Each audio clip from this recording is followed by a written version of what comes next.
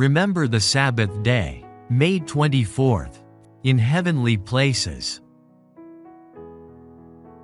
Remember the Sabbath day, to keep it holy. 6 days shalt thou labor, and do all thy work. But the seventh day is the Sabbath of the Lord thy God. In it thou shalt not do any work, thou, nor thy son, nor thy daughter, thy manservant, nor thy maidservant, nor thy cattle, nor thy stranger that is within thy gates.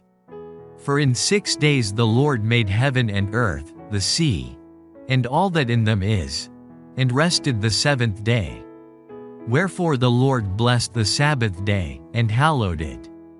Exodus chapter 20 verses 8 to 11. The fourth commandment is explicit. We are not to do our own work upon the Sabbath. God has given man 6 days for labor, but he has reserved the seventh to himself, and he has pronounced a blessing upon those who keep it holy. On the sixth day all needful preparation for the Sabbath is to be made. All purchases should be made and all our cooking should be done on Friday. Let baths be taken, shoes be blacked, and clothing be put in readiness. The sick require care upon the Sabbath, and whatever it may be necessary to do for their comfort is an act of mercy, and not a violation of the commandment. But nothing of our own work should be permitted to encroach upon holy time.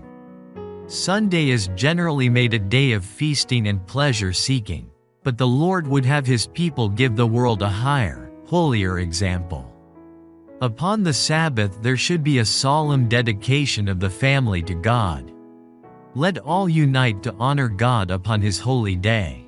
If you go forward toward heaven, the world will rub hard against you. Earthly authorities will interpose. You will meet tribulations, bruising of the spirit, hard speeches, ridicule, persecutions. Men will require your conformity to laws and customs that would render you disloyal to God. Here is where God's people find the cross in the way to life.